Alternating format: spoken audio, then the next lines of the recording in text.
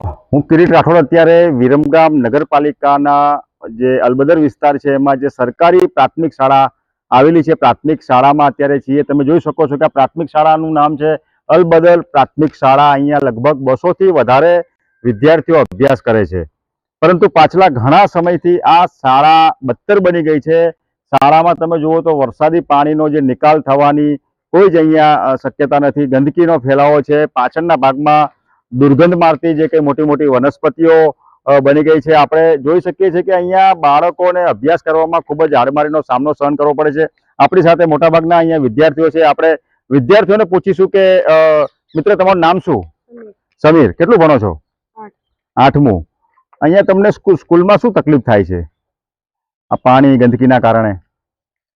માંદા થઈ જાવ છો? પછી ચોમાસામાં પાણી અહીંયા ભરાય છે? ચોમાસામાં પાણી ભરાય છે। તમને શું તકલીફ થાય છે બાબા?